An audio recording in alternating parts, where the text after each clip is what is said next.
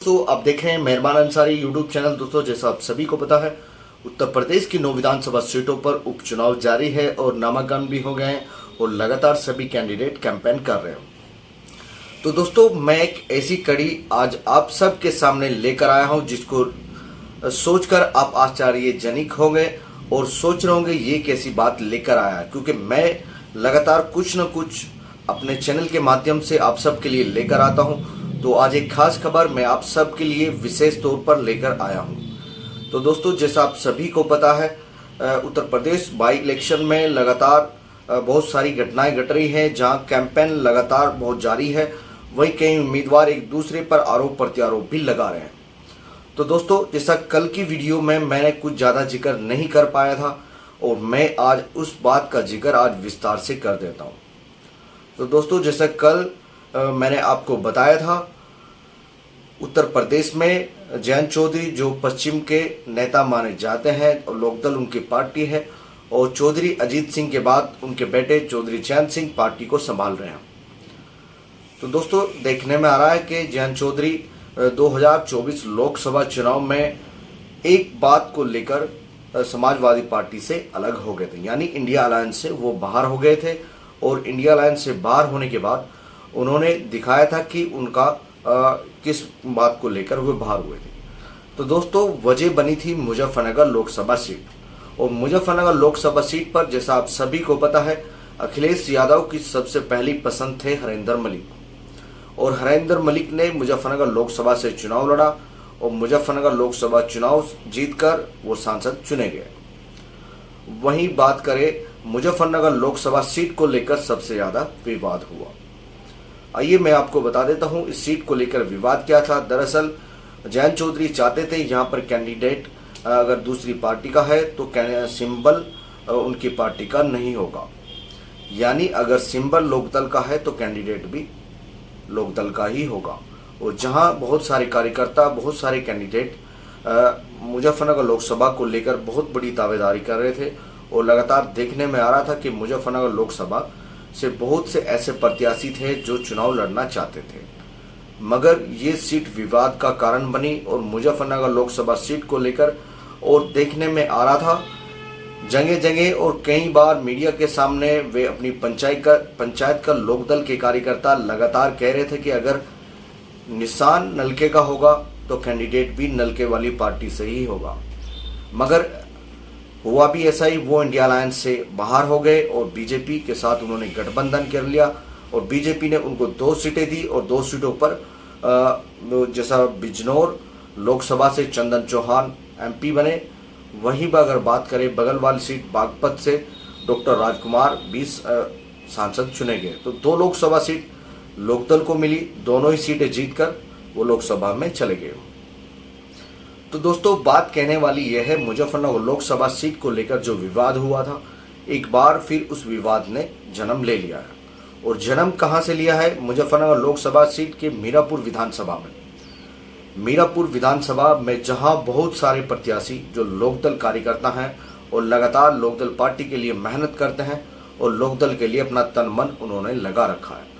सभी लोगों ने मिलकर वादा किया था और सभी लोगों ने मंथन भी किया था और लगातार वहां पर कैंपेन कर रहे थे और लगातार प्रचार भी कर रहे थे, क्योंकि ये सीट चंदन सिंह चौहान के सांसद बनने के बाद, चंदन सिंह चौहान मीरापुर से विधायक थे, उन्होंने वहां से इस्तीफा दिया और वो सांसद में चले गए। तो लोकदल कार्यकर्ता जो लगातार 5 साल मेहनत करते हैं, उनके मन में यही बात थी अब की बार उन्हें चुनाव लड़ाया जाएगा, मगर हुआ बिल्कुल उलट। जैसा मुजफ्फरनगर लोकसभा सीट से विवाद पैदा हो गया था, एक बार फिर वो लौट कर आया है। और यहाँ पर देखने में आ रहा था कि लोकदल के कार्यकर्ता लगातार कह रहे थे कि लोकदल के खाते में सीट आएगी, और लोकदल के खाते में भी ये सीट आई, जैसा अनुमान लगाया जा रहा था। तो दोस्तों मेरा कहने का मतलब यह है, और मैं आपको समझाना चाहता हूँ, मुजफ्फरनगर लोकसभा सीट को लेकर, जिस सीट को लेकर इतना विवाद हुआ, कैंडिडेट वे सिंबल को लेकर जहां इतना विवाद हुआ, मुजफ्फरनगर लोकसभा सीट पर एक बार विधानसभा मीरापुर विधानसभा में वो लौटकर आ गया है। और लौट कर कैसे आया मैं आपको विस्तार से बता देता हूं। दरअसल कहानी यह है कि बहुत से लोकदल कार्यकर्ता और लगातार इस जुगत में थे कि मीरापुर विधानसभा से उन्हें चुनाव लड़ाया जाएगा। मीरापुर विधानसभा से उन्हें चुनाव लड़ाने की जब बारी आई तो यहाँ पर कैंडिडेट बीजेपी से ले गया मिथिलेश पाल, जो हालांकि मोरना से एक बार लोकदल के टिकट पर चुनाव लड़ चुकी है और विधायक रह चुकी है। वो अब फिलहाल बीजेपी में थी और बीजेपी से उन्होंने कैंडिडेट लिया और बीजेपी उन्होंने चुनाव लड़ाया और चुनाव लड़ाने के बाद देखने में आ रहा कि बहुत सारे लोकदल कार्यकर्ता इस बात को लेकर काफ़ी नाराज हैं और काफ़ी तीखी आलोचना वो कर रहे हैं। हालांकि हो सकता है एंड में आते आते सभी लोग मिथिलेश पाल को वोट करें, लोकदल को वोट करें, लेकिन अभी फिलहाल कहानी जो है मैं वो आपको बता रहा हूँ कि ग्राउंड रिपोर्ट पे जो चल रहा है वो बताना जरूरी होता है। तो दोस्तों अभी लोकदल कार्यकर्ता लगातार ऑन कैमरा के सामने बोल रहे हैं कि पहले जयंत जी वहाँ पर चले गए, बीजेपी के साथ चले गए, बीजेपी से हमारा झगड़ा था और बीजेपी को लेकर काफ़ी खरी खोटी सुना भी रहे हैं। तो देखने वाली बात यह है क्या जेजेपी की ओर अग्रसर है, जैसा हरियाणा में जेजेपी पार्टी का हाल हुआ, क्या लोकदल का भी वही हाल होने वाला है?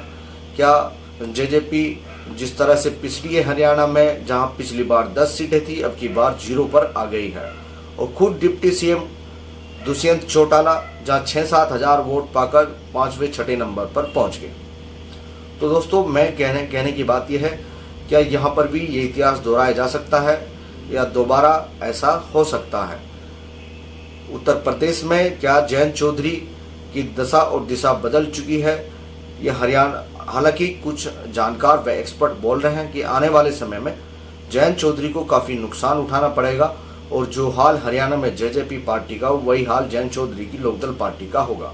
और कई कार्यकर्ता ये मुझसे बात करने में मान भी चुके हैं कि यही हाल होने वाला है, क्योंकि इतिहास गवाह है बीजेपी पार्टी ने जिस पार्टी से भी गठबंधन किया है वो उसको खा गई है और ये कई बार देखने में आया है। तो दोस्तों मैं लगातार जो ग्राउंड में होता है, ग्राउंड रिपोर्ट आती है, मैं उसी के लेकर आप सबके सामने चर्चा करता हूं। तो मेरी चर्चा का विषय था मीरापुर विधानसभा सीट, जिसको लेकर काफ़ी सारी मनगढ़ंत कहानियां वे मनगढ़ंत बातें कही जा रही हैं, लेकिन जो मैंने कहानी आपको बताई ये फिलहाल ग्राउंड रिपोर्ट पे यही चल रहा है कि मिथिलेश पाल लोकदल में आ गई हैं। हालांकि अभी कई लोकदल कार्यकर्ता नाराज हैं, हो सकता है वो वक्त चुनाव आते आते वो लोकदल को ही वोट करें, लेकिन फिलहाल वो नाराज बताए जा रहे हैं। तो दोस्तों उनके सामने हालांकि इतना बड़ा कोई मुकाबला नहीं है, क्योंकि 4 मुस्लिम कैंडिडेट और अकेली मिथिलेश पाल, तो वो चुनाव जीत सकती है। वहीं कादिर राणा की पुत्र की बहू सुंबुल राणा को यहाँ से टिकट दिया गया और वो समाजवादी पार्टी के निशान पर यहाँ से चुनाव लड़ रही है। अरशद राणा यहाँ से AIMIM की असदुद्दीन ओवैसी की पार्टी से चुनाव लड़ रहे हैं और आज़ाद समाज पार्टी से यहाँ पर जाहिद हुसैन जो कि एक मुस्लिम प्रत्याशी हैं, वो चंद्रशेखर की पार्टी ने उन्हें टिकट दिया है।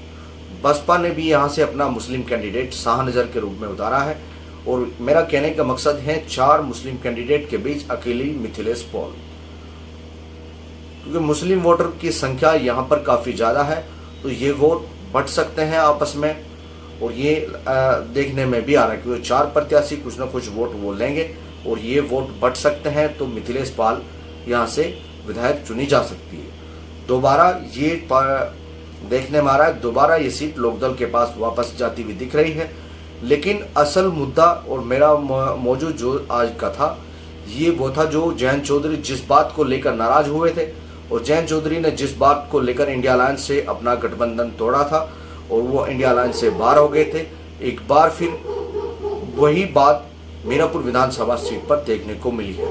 दोस्तों ये मेरी राय कैसी है, ये मेरी बात कैसी है, अगर आपको इसमें कुछ अच्छा या बुरा जो भी लगे वो मुझे कमेंट बॉक्स के माध्यम से आप ज़रूर बताइएगा। जाते जाते सिर्फ मैं इतना कहना चाहता हूँ, जो लोग हमारे चैनल के साथ नहीं जुड़े हैं वो हमारे चैनल को सब्सक्राइब जरूर कर लें, बेल आइकन को प्रेस करें। वीडियो अगर आपको अच्छी लगे वीडियो को ज़्यादा से ज़्यादा शेयर करना ना भूलिए। धन्यवाद।